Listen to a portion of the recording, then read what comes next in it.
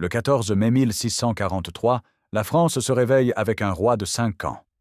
Personne ne sait encore que cet enfant fragile va devenir le monarque qui régnera le plus longtemps dans l'histoire de France. 72 ans, 7 décennies sur le trône. Quand Louis XIV meurt en 1715, il a traversé 3 générations. Les Français nés sous son règne n'ont connu que lui comme roi. Son fils est mort avant lui. Son petit-fils aussi. C'est son arrière-petit-fils, un enfant de 5 ans, qui héritera du trône. Louis naît en 1638 au château de Saint-Germain-en-Laye. On l'appelle Louis Dieudonné, le don de Dieu, car sa mère Anne d'Autriche a attendu 23 ans pour avoir un héritier. Mais l'enfance du futur roi Soleil n'a rien de doré. Sa mère le délaisse au profit de son frère cadet Philippe. Le petit Louis grandit dans la solitude, développant cette méfiance qui marquera plus tard son règne. En 1643, Louis XIII meurt. Son fils devient roi à 5 ans sous la régence de sa mère et du cardinal Mazarin. Mais la France n'accepte pas facilement ce pouvoir féminin et étranger. Les nobles français sentent l'opportunité de reprendre le pouvoir qu'ils ont perdu. Entre 1648 et 1653, la Fronde déchire le royaume. Le Parlement de Paris se rebelle. Les grands princes du royaume prennent les armes. Le jeune Louis doit fuir Paris avec sa mère en pleine nuit, réfugié au château de Saint-Germain dans le froid de janvier 1649. Ces années de fronde gravent dans l'esprit de Louis une leçon qu'il n'oubliera jamais. Les nobles représentent un danger. Le Parlement est une menace. Paris ne peut pas être sa capitale. Quand la fronde se termine enfin en 1653, le jeune roi a 15 ans et une volonté de fer. Plus jamais la noblesse française ne contestera son autorité. Mazarin continue de gouverner et forme Louis aux affaires de l'État. Le cardinal italien enseigne au jeune roi la diplomatie, la guerre, les finances. Il lui montre comment manipuler les hommes, comment jouer les factions les unes contre les autres. Louis apprend vite. En 1659, Mazarin négocie le traité des Pyrénées avec l'Espagne. La France obtient l'Artois et le Roussillon. Louis épouse Marie-Thérèse d'Autriche, infante d'Espagne, scellant ainsi la paix entre les deux royaumes. Le 9 mars 1661, Mazarin meurt. Louis a 22 ans. Le lendemain matin, les ministres se présentent au roi pour savoir qui sera le nouveau Premier ministre. La réponse de Louis les stupéfie. « Je serai mon propre Premier ministre. » Personne n'y croit vraiment. Un roi qui gouverne seul? Impossible. Les monarques ont toujours besoin d'un cardinal, d'un conseiller principal qui fait le vrai travail. Mais Louis est sérieux. Dès le premier jour, il convoque son conseil et établit les règles. Il sera présent à toutes les réunions. Toutes les décisions passeront par lui. Il veut être informé de tout, décider de tout. Les ministres découvrent rapidement que le jeune roi n'est pas une marionnette. Il travaille 6 à 8 heures par jour sur les affaires de l'État. Il lit tous les rapports, pose des questions précises, garde en mémoire les moindres détails. Louis commence par éliminer Nicolas Fouquet, le surintendant des finances. Fouquet est trop riche, trop puissant, trop arrogant. En août 1661, il organise une fête somptueuse dans son château de Vaux-le-Vicomte pour honorer le roi. Erreur fatale. La magnificence de Vaux éclipse les résidences royales.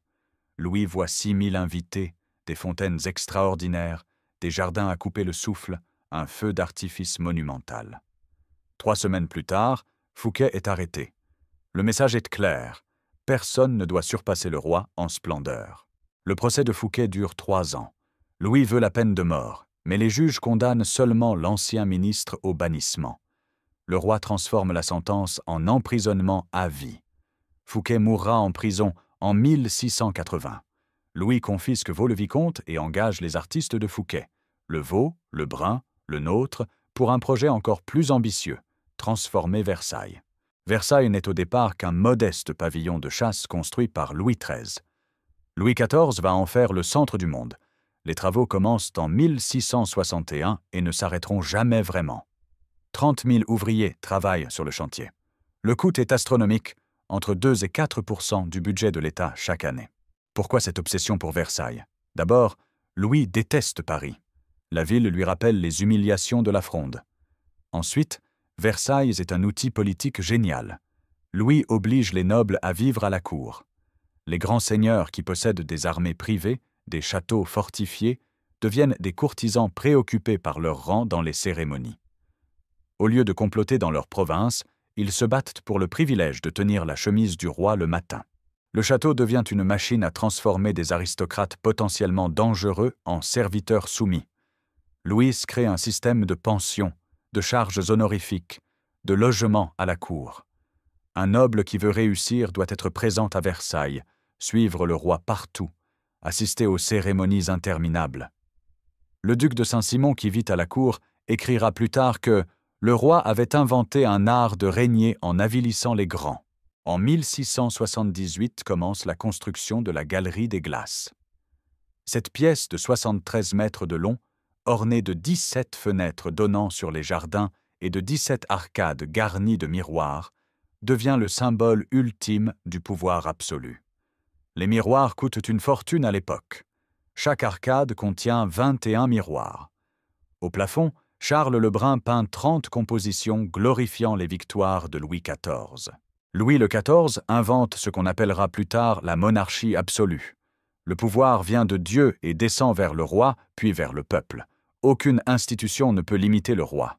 Le Parlement de Paris n'a plus le droit de remontrance. Les États généraux ne sont jamais convoqués. Louis gouverne avec un petit conseil de 3 ou 4 ministres qu'il choisit lui-même. Le système fonctionne parce que Louis travaille énormément. Il se lève à 8 heures, assiste à la messe, puis tient conseil jusqu'à midi. Après le déjeuner, encore des conseils. Le soir, audience, cérémonie, spectacle. Le roi contrôle tout personnellement. Quand un ambassadeur demande audience, c'est Louis qui décide s'il le reçoit et quand. Quand un évêque doit être nommé, Louis choisit le candidat. Quand une route doit être construite, Louis examine les plans. Cette centralisation transforme la France. Louis crée un corps d'intendants qui représente le pouvoir royal dans les provinces. Ces administrateurs professionnels remplacent progressivement les gouverneurs nobles. Ils lèvent les impôts, rendent la justice, surveillent les populations. La France devient le royaume le mieux administré d'Europe. Louis utilise aussi l'art comme instrument politique. Il subventionne Molière, Racine, La Fontaine, Lully. La littérature française atteint son apogée. Mais cet âge d'or culturel sert d'abord la gloire du roi. Les pièces de Molière sont jouées à Versailles. Les tragédies de Racine célèbrent la grandeur monarchique. Les opéras de Lully accompagnent les fêtes royales. En 1666, Louis crée l'Académie des sciences. En 1671, l'Académie d'architecture. Ces institutions placent la culture et le savoir sous contrôle royal. Les savants travaillent pour le roi, produisent des innovations qui servent l'État. Cette centralisation culturelle fait de Paris la capitale intellectuelle de l'Europe. Le français devient la langue de la diplomatie, de la culture, du raffinement. Toutes les cours européennes imitent Versailles. En 1665, Philippe IV d'Espagne meurt. Son fils Charles II, un enfant maladif de 4 ans, hérite du trône. Louis XIV voit l'opportunité. Son épouse Marie-Thérèse était l'aînée de Philippe IV. Selon certaines coutumes des Pays-Bas espagnols, elle devrait hériter avant son demi-frère. Louis invoque ses lois de dévolution pour revendiquer les Pays-Bas espagnols. En mai 1667, l'armée française envahit les Flandres. 25 000 hommes commandés par Turenne déferlent sur la région. Les places fortes espagnoles tombent les unes après les autres. L'île capitule en août après seulement 9 jours de siège. Louis accompagne son armée, transformant la campagne en promenade militaire triomphale. Les courtisans suivent le roi. Les dames assistent au siège comme à des spectacles. La facilité de ces conquêtes inquiète toute l'Europe. Les Provinces-Unies, l'Angleterre et la Suède forment la Triple Alliance en janvier 1668 pour contraindre Louis à négocier. Le roi accepte. En mai 1668, le traité d'Aix-la-Chapelle met fin à la guerre. La France garde 12 places fortes en Flandre, dont Lille, Tournai, Douai. Mais Louis n'oublie pas l'humiliation. Les Hollandais ont osé s'opposer à lui. Jean de Witt, le pensionnaire de Hollande, a orchestré la coalition anti-française. Louis commence immédiatement à préparer sa revanche. Il soudoie Charles II d'Angleterre avec le traité secret de Douvres en 1670. Il achète la neutralité suédoise. Il isole diplomatiquement les Provinces-Unies. En avril 1672, Louis lance 121 000 hommes contre les Provinces-Unies. L'armée française traverse le Rhin. Les places hollandaises tombent en quelques semaines. En juin, Louis est à Utrecht. Les Hollandais paniquent. Le régime républicain de Jean de Witt s'effondre. Une foule en furie lynche les frères de Witt en août. Guillaume d'Orange prend le pouvoir et organise la résistance désespérée. Les Hollandais ouvrent les digues. L'eau inonde le pays, arrêtant l'avancée française. Amsterdam est sauvé par quelques centimètres d'eau. Guillaume d'Orange refuse toute négociation. Il dit qu'il est prêt à voir le pays submergé plutôt que de se soumettre à Louis XIV. Cette détermination change la donne. L'Europe s'alarme des ambitions françaises. L'Espagne, l'empereur, plusieurs princes allemands rejoignent la guerre contre la France. Le conflit s'étend sur plusieurs fronts. Les armées françaises combattent en Flandre, sur le Rhin, en Franche-Comté. Louis doit abandonner les Provinces-Unies et se replier. Mais la machine militaire française est redoutable. Turenne et Condé commandent les armées. Vauban construit ou améliore des centaines de forteresses. La France mobilise plus de 200 000 hommes, un effort sans précédent. En 1674, Louis conquiert la Franche-Comté en 6 semaines. En 1677, les Français prennent Valenciennes, Cambrai, Saint-Omer. Les traités de Nimègue en 1678 à 1679 marquent l'apogée de la puissance française. L'Espagne cède la Franche-Comté et plusieurs places en Flandre. Les Provinces-Unies s'en sortent sans perte territoriale, mais Guillaume d'Orange a compris que la France est désormais l'ennemi principal. L'empereur doit reconnaître les conquêtes françaises et céder Fribourg. Louis XIV est au sommet de sa gloire. La France domine l'Europe. La paix de Nimègue ne satisfait pas Louis. Il veut consolider ses frontières. Entre 1679 et 1684, il lance une politique audacieuse, les réunions. Des chambres juridiques françaises examinent les traités anciens et découvrent que certains territoires cédés à la France dans le passé incluaient des dépendances jamais précisées. Louis annexe ces territoires au nom du droit. Cette politique fonctionne par la force autant que par le droit. Quand les chambres de réunion décident qu'un territoire appartient à la France, l'armée occupe la région. Les puissances européennes protestent, mais personne n'ose affronter l'armée française après Nimègue. Entre 1679 et 1681, Louis annexe ainsi des dizaines de villes et seigneuries en Alsace, Lorraine, Luxembourg. Le coup le plus spectaculaire arrive en septembre 1681. Louis envoie 30 000 hommes devant Strasbourg. La ville est libre d'empire depuis le Moyen Âge, mais Louis estime qu'elle fait partie des territoires alsaciens cédés à la France en 1648. Le magistrat de Strasbourg comprend qu'il ne peut pas résister. Le 30 septembre 1681, Strasbourg devient française sans combat. L'annexion de Strasbourg choque l'Europe. Une ville libre impériale, capitale du protestantisme alsacien, prise sans déclaration de guerre. L'empereur proteste mollement. Les princes allemands sont furieux mais impuissants. Louis fait son entrée triomphale à Strasbourg, assiste à un Te Deum à la cathédrale. La France atteint ses frontières naturelles à l'est. En 1684, la trêve de Ratisbonne légalise ses conquêtes pour 20 ans. Louis XIV a gagné 100 guerres majeures. Mais cette politique agressive sème la terreur en Europe.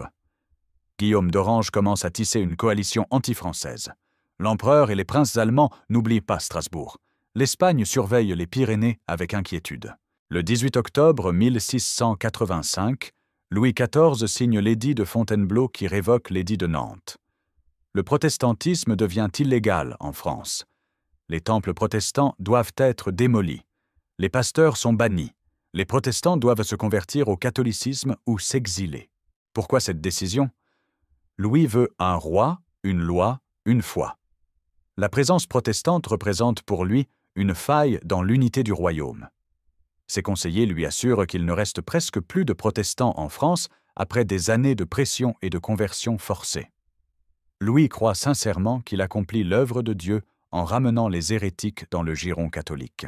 La réalité est différente. Entre 200 000 et 300 000 protestants fuient la France malgré l'interdiction d'émigrer. Ils partent vers les Provinces-Unies, l'Angleterre, l'Allemagne, la Suisse.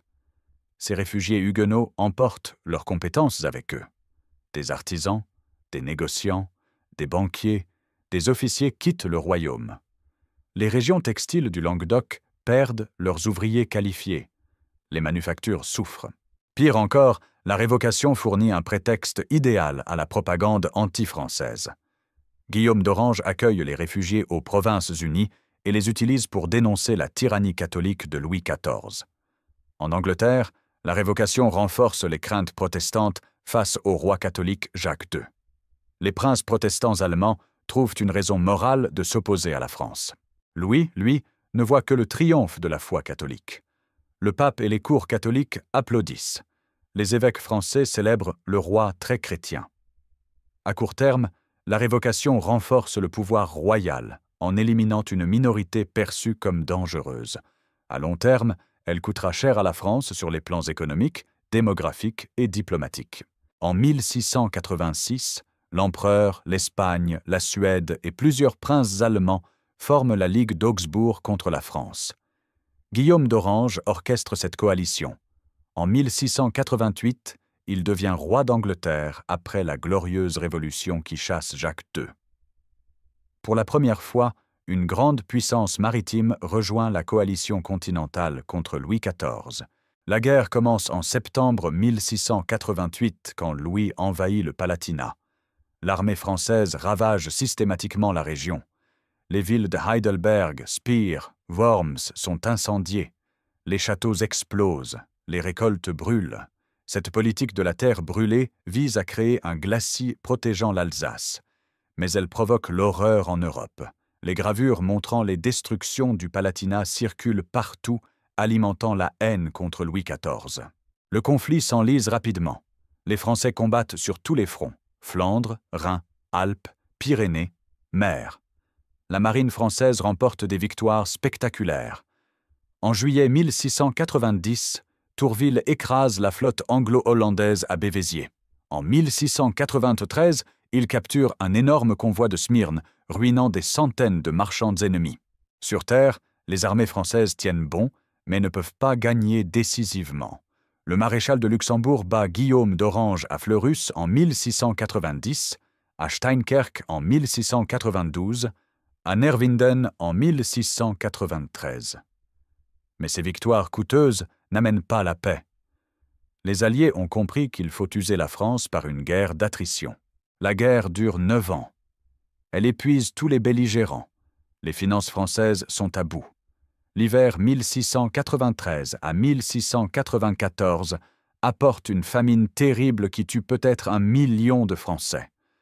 Les armées françaises manquent d'argent, de fournitures, d'hommes. De l'autre côté, Guillaume d'Orange ne peut pas vaincre la France mais refuse de négocier sans garantie. Le traité de Ryswick en septembre 1697 ramène pratiquement le statu quo. Louis doit rendre toutes ses conquêtes depuis Nimègue sauf Strasbourg. Il reconnaît Guillaume d'Orange comme roi d'Angleterre. La France garde l'Alsace mais renonce à ses ambitions en Allemagne. Pour la première fois, Louis XIV recule. En novembre 1700, Charles II d'Espagne meurt sans héritier direct. Son testament lègue toute la monarchie espagnole au petit-fils de Louis XIV, Philippe d'Anjou, à condition que les couronnes d'Espagne et de France ne soient jamais réunies. Louis accepte. En février 1701, Philippe V entre à Madrid comme roi d'Espagne. Cette décision déclenche la guerre de succession d'Espagne. L'Europe ne peut pas accepter qu'un Bourbon règne à Madrid. Si la France et l'Espagne s'allient, l'équilibre européen s'effondre. Guillaume d'Orange forme rapidement une grande alliance avec l'empereur, les Provinces-Unies, l'Angleterre, la Prusse, le Portugal, la Savoie. Tous s'opposent à Philippe V. La guerre commence en mai 1702. C'est le conflit le plus dur que Louis ait connu. Les armées alliées sont commandées par 2 génies militaires, le prince Eugène de Savoie et le duc de Marlborough. Les généraux français, vieillis ou médiocres, ne font pas le poids. Les défaites s'accumulent. En août 1704, Marlborough et Eugène écrasent l'armée franco-bavaroise à Blenheim. 40 000 Français sont tués, blessés ou capturés. La France perd l'Allemagne. En mai 1706, Villeroy est battu à Ramillies. Les Pays-Bas espagnols tombent aux mains des Alliés. En septembre 1708, Vendôme perd à Audenarde. En septembre 1709, après la bataille sanglante de Malplaquet, les Alliés entrent en France. Le royaume est à genoux. L'hiver 1709 est le plus froid du siècle. Le blé gèle dans les champs. Les rivières glacent. Les gens meurent de faim et de froid par dizaines de milliers. Les finances sont ruinées. Louis doit faire fondre la vaisselle d'argent de Versailles pour payer les troupes. Il écrit aux évêques pour leur demander de prier pour la France. Les Alliés exigent que Louis chasse lui-même son petit-fils d'Espagne. Le vieux roi, 72 ans, refuse. « Si je dois faire la guerre, je préfère la faire à mes ennemis qu'à mes enfants. » Il fait appel au peuple français dans une lettre lue dans toutes les paroisses. La France doit tenir. Le miracle arrive en 1711. L'empereur Joseph Ier meurt. Son frère Charles, le candidat allié au trône d'Espagne, devient empereur Charles VI. Soudain, les Alliés réalisent qu'installer Charles VI en Espagne recréerait l'empire de Charles Quint, bien plus dangereux qu'un Bourbon à Madrid. Les Anglais, sous la nouvelle reine Anne, commencent à négocier secrètement avec la France. En juillet 1712, Villars remporte la victoire de Denain contre les Autrichiens et les Hollandais. Cette bataille sauve la France. Les armées françaises reprennent l'initiative. En avril 1713, les traités d'Utrecht entre la France et l'Angleterre, les Provinces-Unies, la Prusse, le Portugal, la Savoie, mettent fin à la guerre. Philippe V garde l'Espagne mais renonce à tout droit sur la couronne de France. Louis XIV doit céder l'Acadie, Terre-Neuve et la baie de Hudson à l'Angleterre. Les Pays-Bas espagnols passent à l'Autriche. La France survit, mais affaiblie. L'empire colonial est amputé. Les frontières nord reculent. Les finances sont dévastées. 2 millions de Français sont morts pendant ce conflit interminable. Louis XIV a gagné la guerre de succession, mais à quel prix? Après 1713, Louis XIV n'a plus que 2 ans à vivre. Le vieux roi a 75 ans. Il a survécu à tous ses contemporains.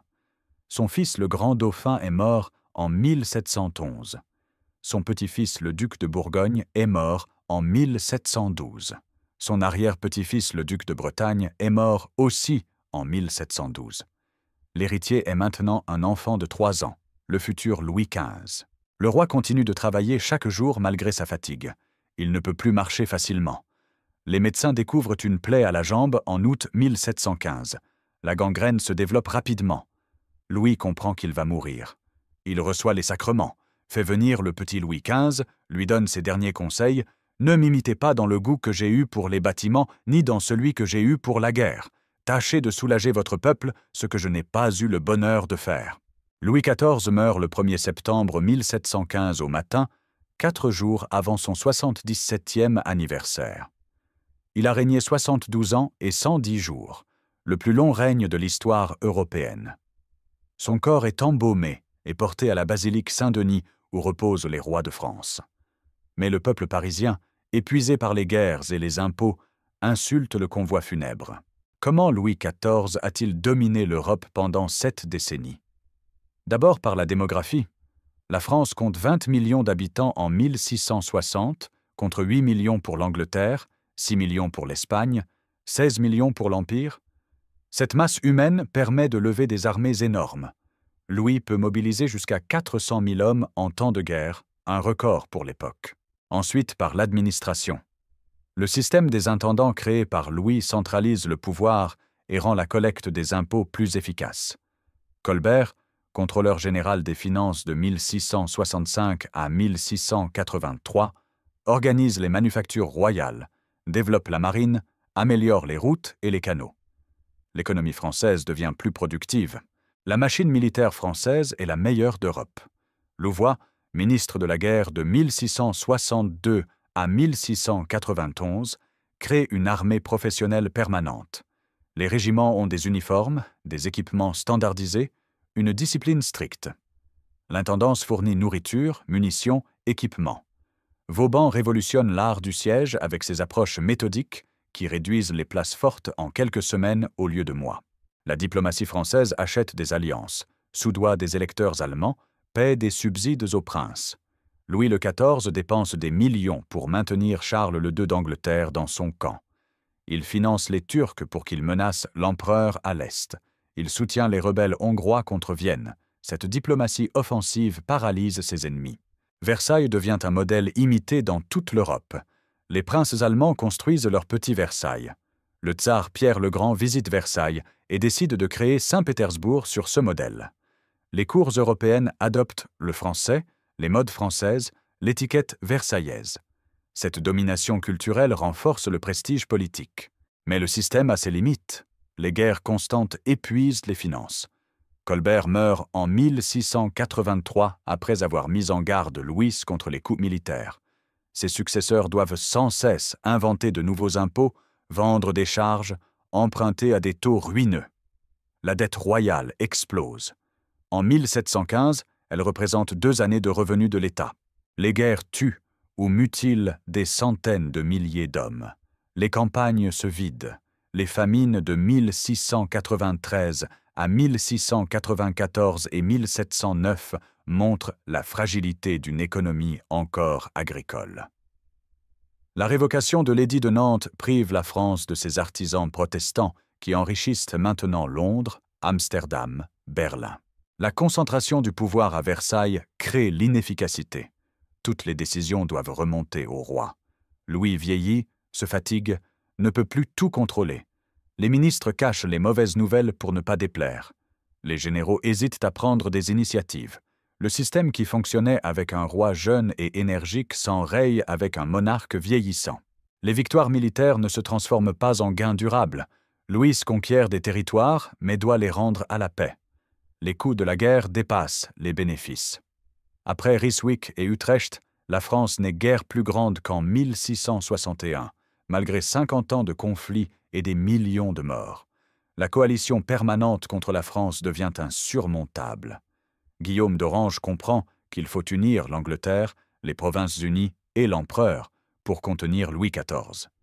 Cette alliance survit à Guillaume et devient le pilier de la politique européenne au XVIIIe siècle. La France est encerclée, isolée, épuisée. Louis XIV laisse une France transformée mais exsangue. Le royaume est agrandi de territoires stratégiques. L'Alsace, la Franche-Comté, le Roussillon, une partie des Flandres. Ces frontières fortifiées par Vauban protégeront la France pendant des siècles. Strasbourg reste française jusqu'en 1870. L'Alsace ne quittera définitivement l'Allemagne qu'en 1945. Sur le plan administratif, la centralisation créée par Louis survit à la monarchie. Les intendants deviennent les préfets de Napoléon. Le principe d'un État fort, centralisé, administré par des fonctionnaires professionnels, marque la France jusqu'aujourd'hui. La bureaucratie française naît sous Louis XIV. Versailles reste le symbole ultime du pouvoir royal. Le château accueille plus de 7 millions de visiteurs chaque année. Les jardins de Lenôtre définissent encore l'art classique français. La galerie des Glaces impressionne toujours autant. C'est dans cette galerie que l'Empire allemand sera proclamé en 1871 et que le traité de Versailles sera signé en 1919. La langue française domine la diplomatie et la culture européenne jusqu'au XXe siècle. Les traités internationaux sont rédigés en français jusqu'en 1919. Les aristocrates russes parlent français entre eux. Frédéric II de Prusse écrit en français. Voltaire correspondra avec toutes les cours d'Europe en français. Cette domination linguistique vient directement du prestige de Louis XIV. Mais l'héritage inclut aussi les dettes, les conflits non résolus, les rancœurs accumulées. La France de 1715 est épuisée. La régence qui suit sera marquée par les expériences financières désastreuses de l'eau. Louis XV héritera d'un royaume affaibli face à l'Angleterre montante. Les guerres de Louis XIV ont créé l'hostilité durable entre la France et l'Autriche, entre la France et l'Angleterre. Comment Louis XIV a-t-il réussi à gouverner seul pendant 54 ans? Sa méthode repose sur quelques principes simples mais appliqués avec une constance remarquable. Premier principe, tout contrôler. Louis lit tous les rapports importants, assiste à tous les conseils, signe tous les ordres majeurs. Rien ne se décide sans lui. Deuxième principe, Diviser pour régner. Louis monte ses ministres les uns contre les autres. Colbert déteste Louvois. Les deux hommes se surveillent mutuellement et rapportent au roi. Louis choisit délibérément des ministres issus de la bourgeoisie, pas de la noblesse. Ces hommes comme Colbert, Le Tellier, Louvois doivent tout au roi et ne peuvent pas prétendre au trône. Troisième principe, la mise en scène permanente du pouvoir. Chaque geste de Louis est ritualisé. Le lever du roi suit un cérémonial précis. 25 personnes assistent au moment où le roi enfile sa chemise. Le coucher implique 40 courtisans. Les repas sont publics. La messe quotidienne rassemble toute la cour. Cette théâtralisation transforme le pouvoir politique en spectacle religieux. Quatrième principe, l'information. Louis entretient un réseau d'espions et d'informateurs. Il reçoit des rapports sur la vie privée des courtisans, sur les complots éventuels, sur l'état des provinces. Il connaît les dettes, les maîtresses, les ambitions de chacun. Cette connaissance lui permet de manipuler, de récompenser, de punir au bon moment. Cinquième principe, la régularité. Louis se lève à la même heure, mange au même moment, tient conseil selon un horaire fixe. Cette routine rassure la cour et permet au roi de gérer une charge de travail énorme. Les ambassadeurs savent quand ils peuvent être reçus. Les ministres connaissent leurs créneaux horaires. L'État fonctionne comme une horloge. La vie privée de Louis XIV influence directement la politique. Le roi épouse Marie-Thérèse d'Autriche en 1660 pour sceller la paix avec l'Espagne. Mais ce mariage dynastique n'apporte pas d'amour. Marie-Thérèse, pieuse et effacée, parle mal français et s'ennuie à la cour. Louis la traite avec respect, mais cherche ses plaisirs ailleurs. La première maîtresse officielle est Louise de La Vallière. Elle donne 4 enfants au roi entre 1661 et 1667. Mais Louise, timide et sincèrement amoureuse, ne supporte pas le rôle de favorite. Elle se retire au Carmel en 1674. Louis passe alors à Madame de Montespan, la plus célèbre de ses maîtresses. Françoise de Montespan règne sur Versailles de 1667 à 1680. Elle donne 7 enfants à Louis. Intelligente, spirituelle, cultivée, elle influence la politique culturelle du roi.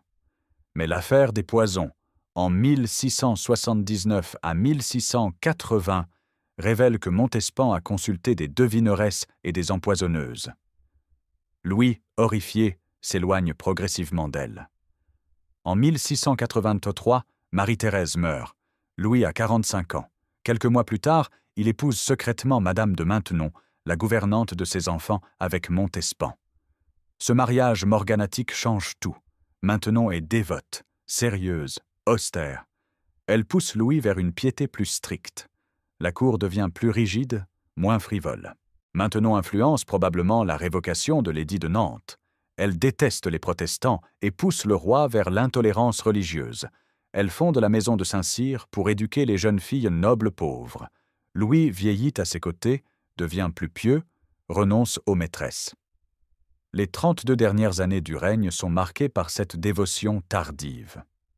Versailles abrite entre 3 000 et 10 000 personnes selon les périodes. La cour comprend les princes du sang, les ducs et pairs, les ministres, les courtisans nobles, les officiers de la maison du roi, les domestiques, les artisans.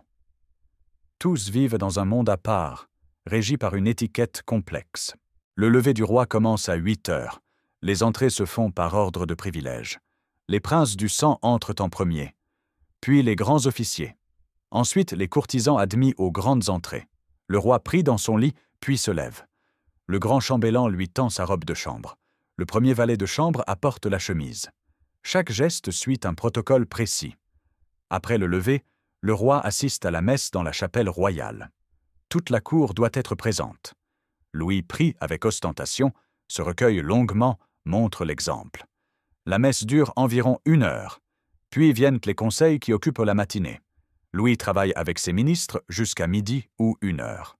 Le déjeuner du roi est public. Louis mange seul à sa table, mais des dizaines de courtisans regardent.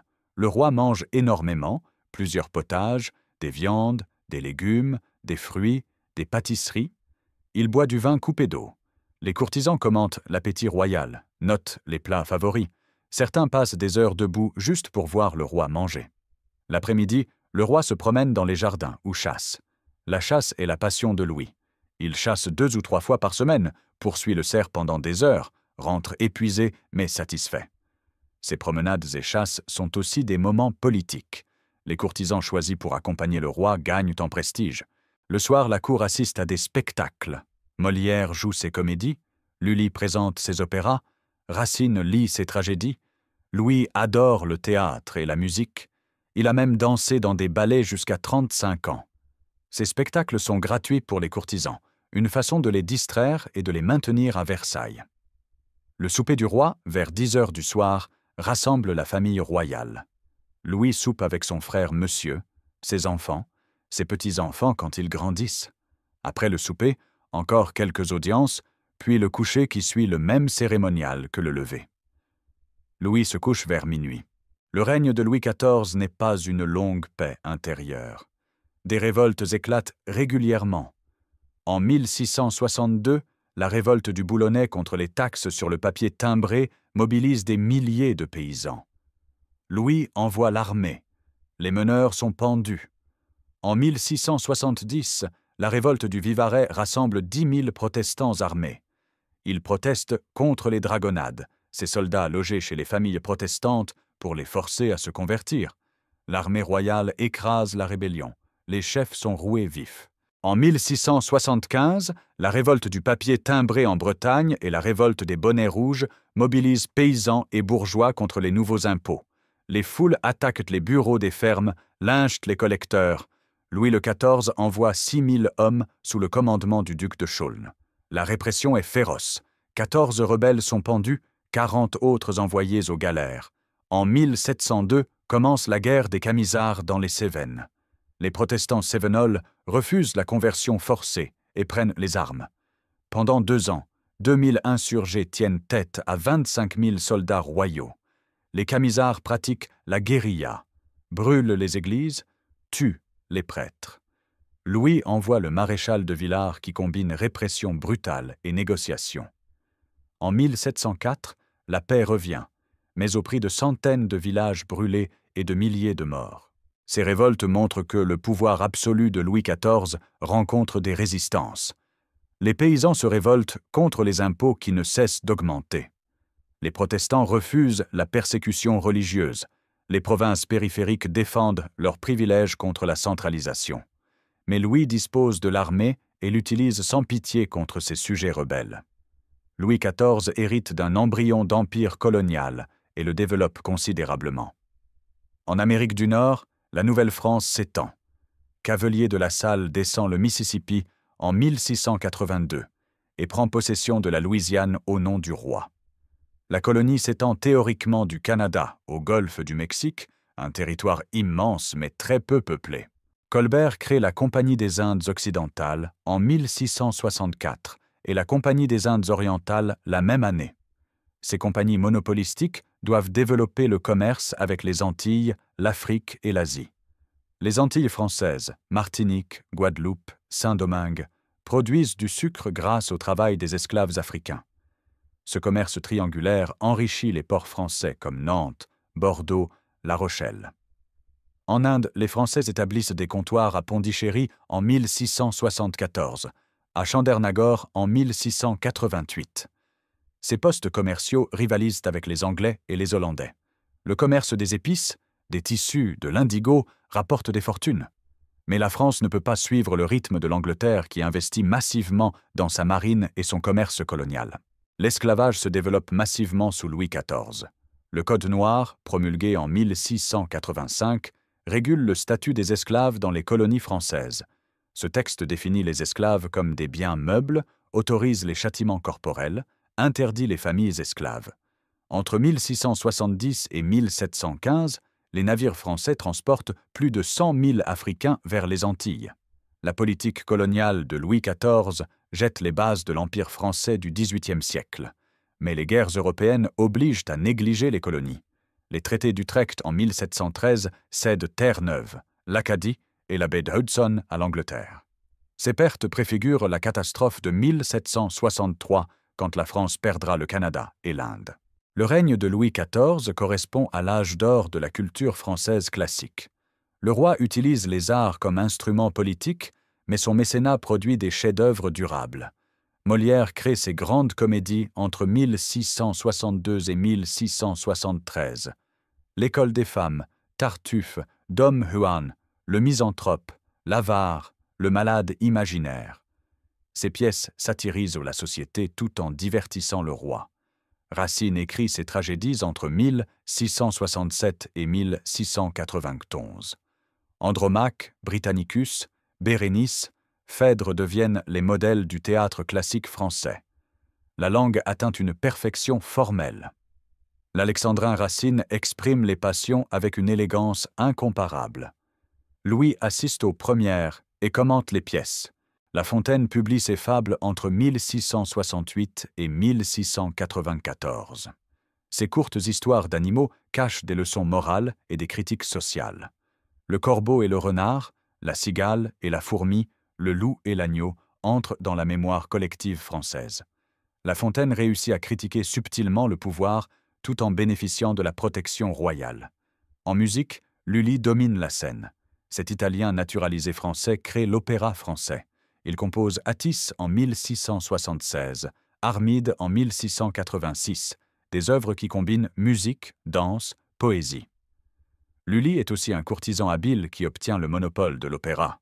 Il meurt en 1687 d'une gangrène après s'être blessé le pied en battant la mesure avec sa canne. En peinture, Charles Lebrun dirige les Gobelins et décore Versailles.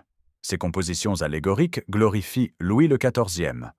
Le roi apparaît en Alexandre, en Auguste, en Apollon. Cette propagande picturale fixe l'image du roi Soleil pour la postérité. Hyacinthe Rigaud peint le portrait officiel de Louis en 1701, montrant le roi de 63 ans en majesté, drapé dans son manteau royal fleur-de-lysée. Le 1er septembre 1715, Louis XIV ferme les yeux après 72 ans de règne. Aucun autre souverain européen n'aura régné aussi longtemps. Ce règne interminable a transformé la France et l'Europe. Louis a créé la monarchie absolue moderne, où tout le pouvoir se concentre dans les mains d'un seul homme. Il a fait de Versailles le centre du monde occidental. Il a imposé le français comme langue de la diplomatie et de la culture. Mais ce règne a aussi coûté terriblement cher. Les guerres permanentes ont tué des centaines de milliers d'hommes. Les impôts écrasants ont appauvri le peuple. La révocation de l'édit de Nantes a chassé les protestants et affaibli l'économie.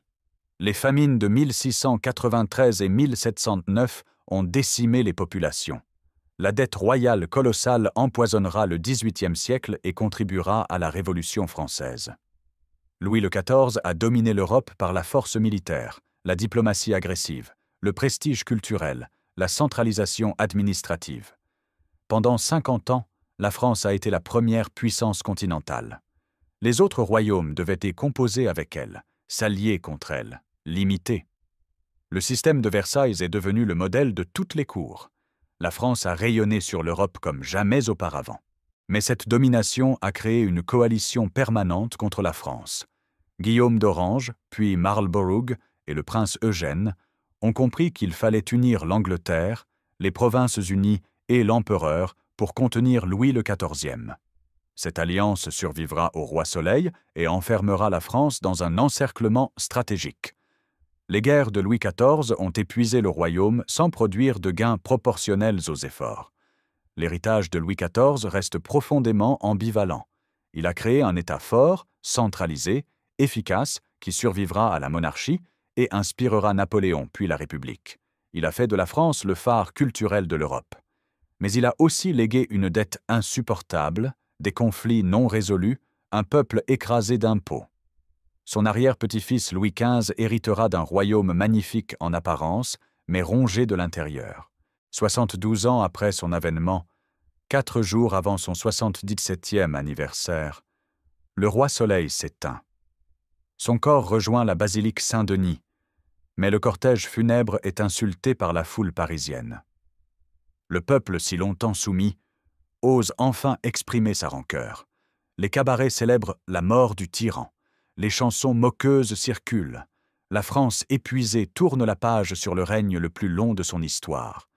Louis XIV voulait être le plus grand roi de France. Il a certainement été le plus puissant. Pendant 7 décennies, il a fait trembler l'Europe, imposer sa volonté, défier toutes les coalitions. Mais la grandeur a un prix. Et ce prix, c'est le peuple français qui l'a payé pendant 72 ans interminables sous le soleil implacable d'un roi qui ne se couchait jamais.